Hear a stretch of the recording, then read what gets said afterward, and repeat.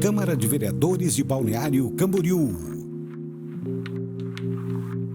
TV e Rádio Câmara.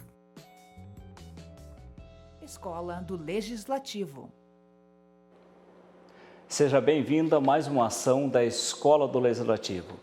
Nosso tema hoje será automutilação e já vamos adiantando, o nome correto não é esse. Recentemente mudou a termologia e nós ao longo do programa de hoje vamos conversar e entender um pouco mais do que se trata e qual é a forma correta para a gente estar chamando. Nós estamos com a psicopedagoga Daniela Sema e com a psicóloga Josiane, que vão falar um pouco para a gente sobre esse tema. Josiane, bom dia, boa tarde, seja bem-vinda. Dani, seja bem-vinda.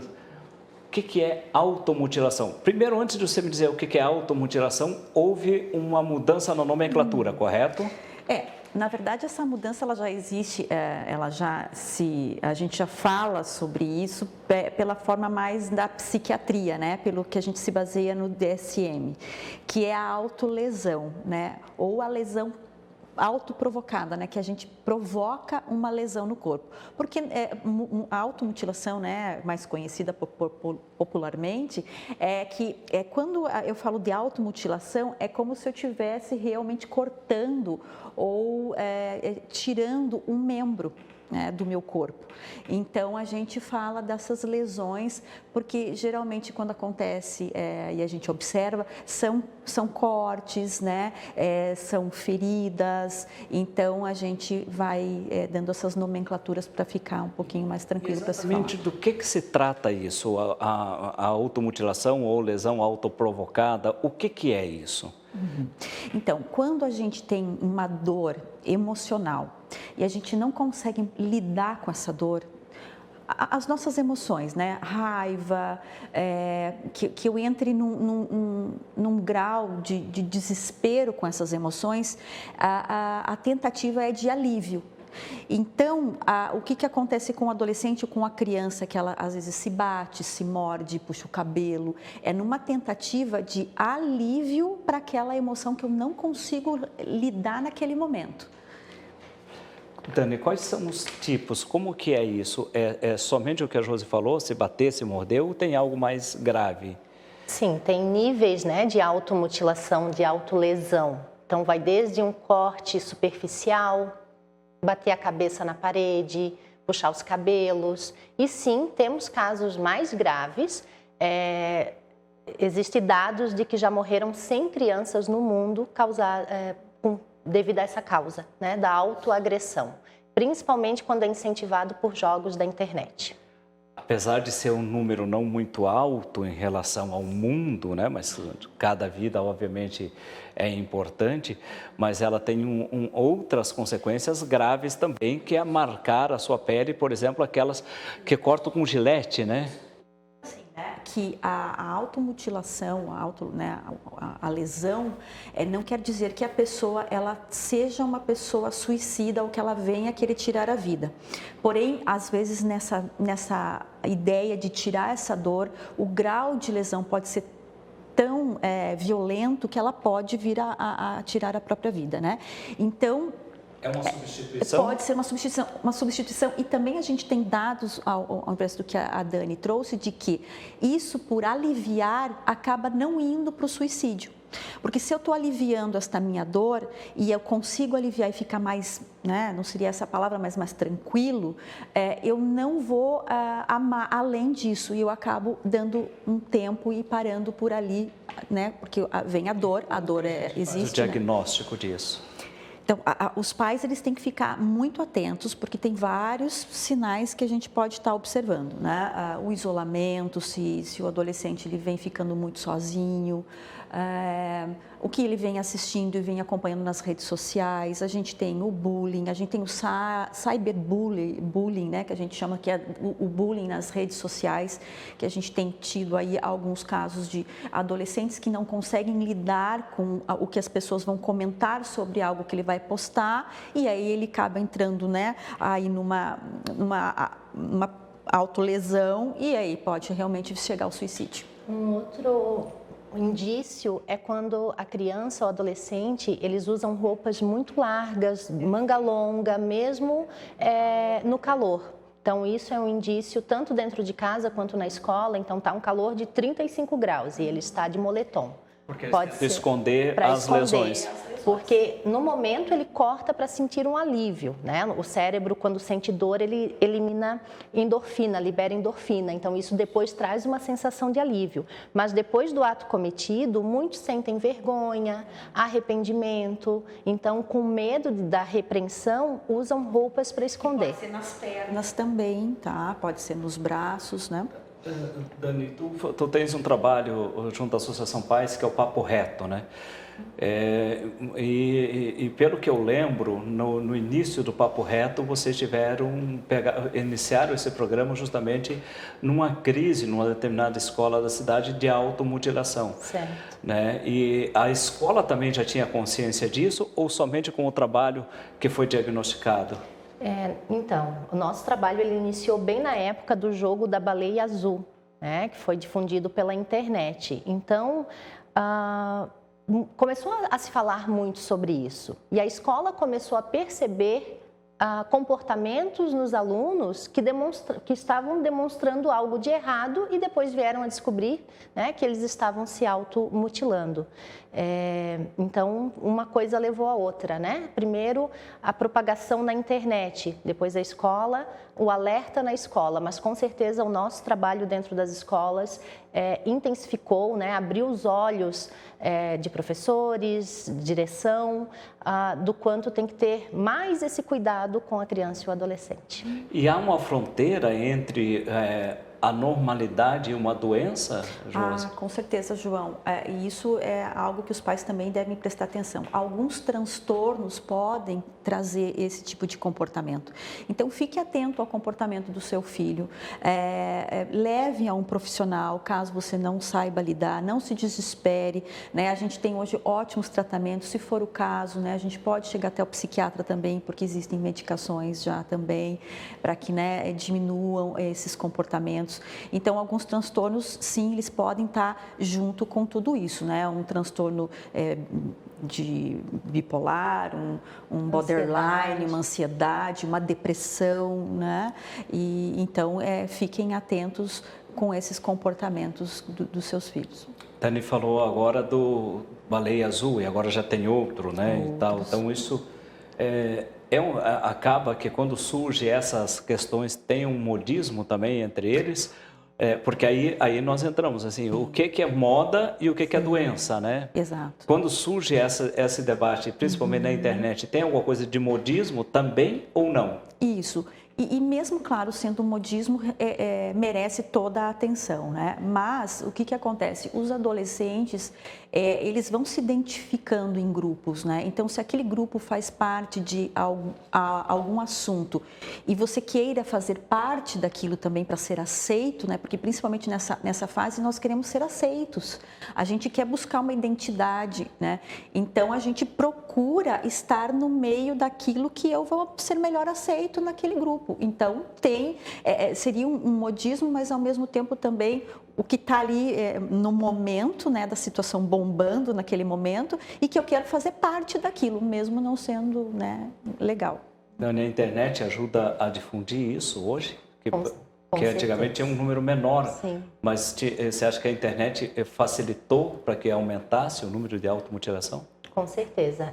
Como a gente mencionou, né, do Baleia Azul, já vieram outros jogos.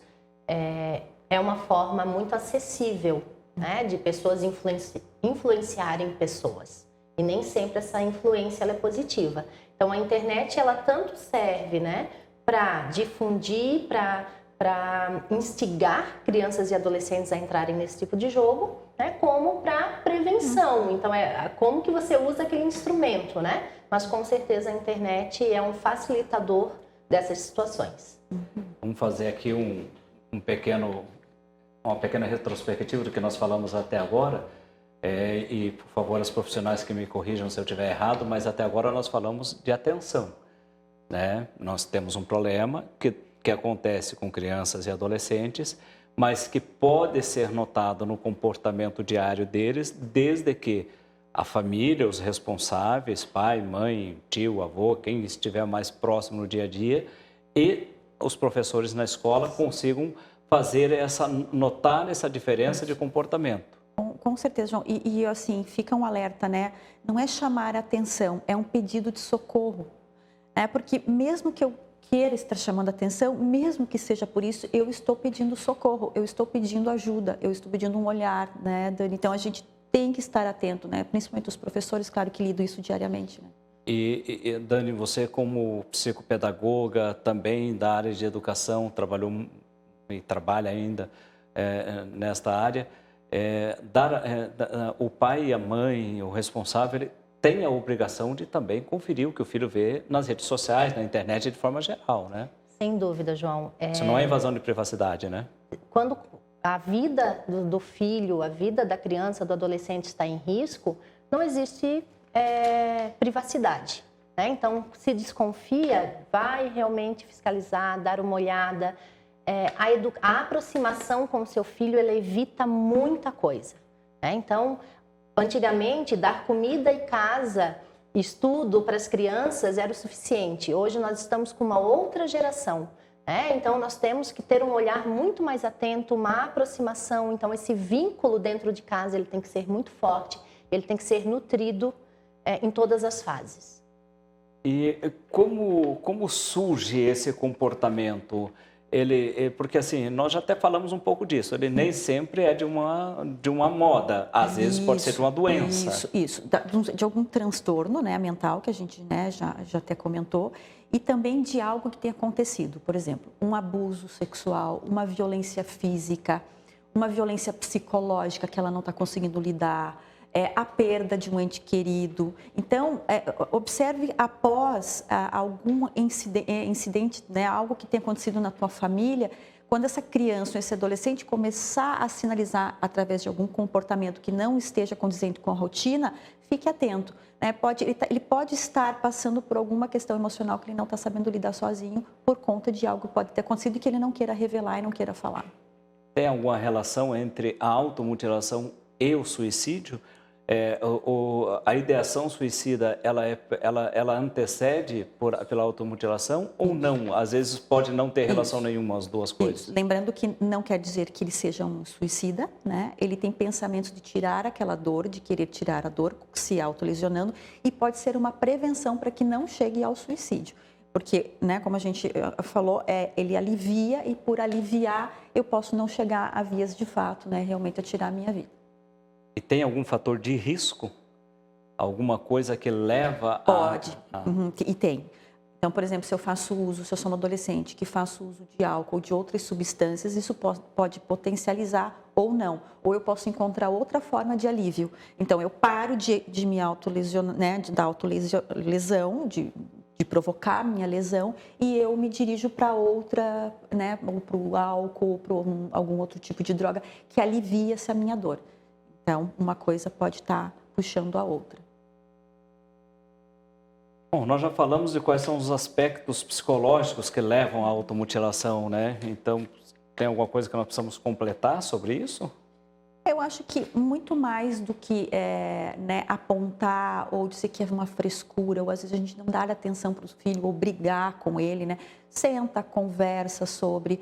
Esse é o ponto, né? Porque às vezes a gente acaba no desespero até, né, brigando, né, ou com a criança ou com o adolescente, e a gente esquece de estar sentando e entendendo essa dor.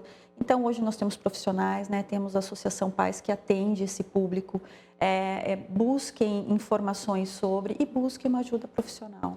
E do ponto de vista social, tem aspectos sociais que podem também levar à automutilação?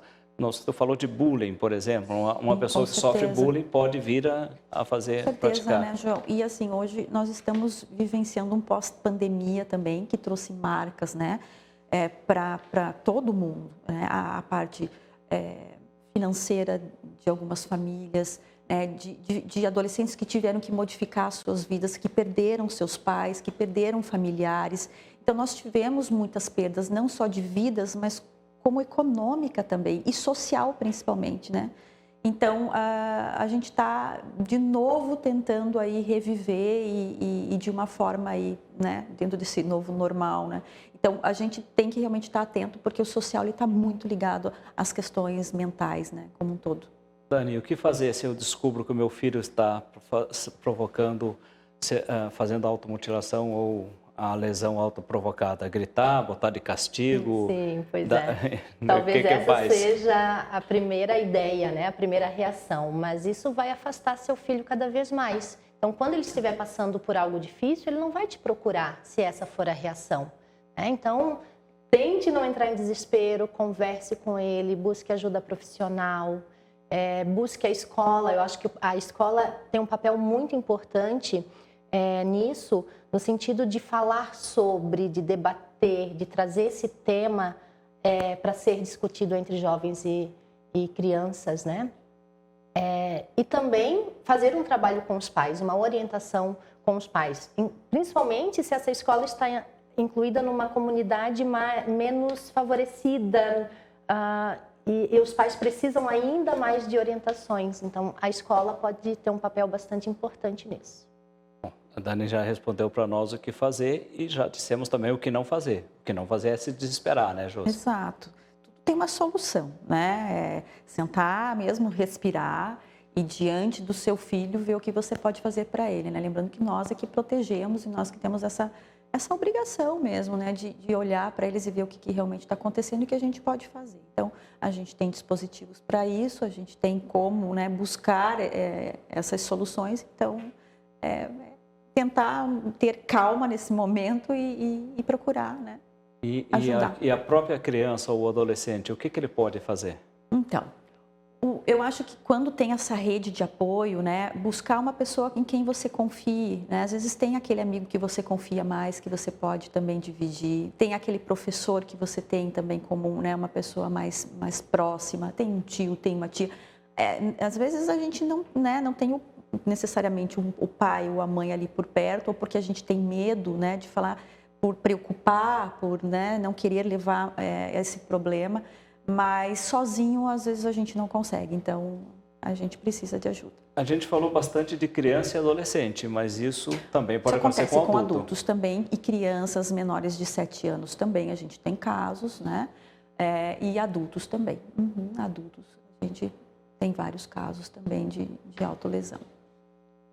E para nós finalizarmos, vamos falar um pouco do tratamento, porque a Josi falou para a gente do psiquiatra, mas o psiquiatra é a última instância, né?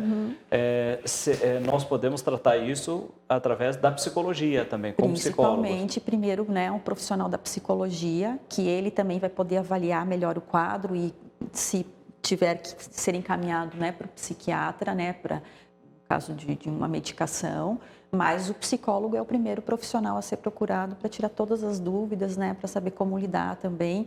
Porque a terapia, né, ela traz muita ajuda nesse momento, né? Então, procure um psicólogo. É o melhor profissional do momento. Alguma coisa para nós encerrar, Dani, que você queira completar? Eu vou reforçar, né, a importância de ter seu filho por perto, uma boa comunicação, um bom vínculo, porque se ocorrer situações assim, porque mesmo com tudo isso não pode não impedir, mas você vai ter mais facilidade em ajudar, mais possibilidade de ajudar. Bom, agradecer a presença da psicóloga Josiane, da psicopedagoga Daniela Sema, dizer que esse é um tema bastante preocupante, que nós temos que ter bastante atenção na escola, em casa, no meio social onde esse jovem convive. E eu espero que a gente possa ter ajudado um pouco você tirar suas dúvidas e também encaminhar para um tratamento. Balneário Camboriú, você pode procurar a Associação Paz, você pode procurar também a Casa da Família, você pode procurar os CRAS, o CRAS, né, que a gente procura nesse caso. O CREAS. CRAS, o CREAS, ou até mesmo ajuda dentro da escola. As escolas todas sabem como fazer, estão orientadas para como fazer os encaminhamentos. A gente agradece a presença de vocês, em nome do presidente da Câmara de Vereadores, vereador Marcos Curtis, em nome do presidente da Escola do Legislativo, vereador Gelson Rodrigues, agradecemos a todos por esta companhia. Um abraço. Você acompanhou a Escola do Legislativo. Câmara de Vereadores de Balneário Camboriú.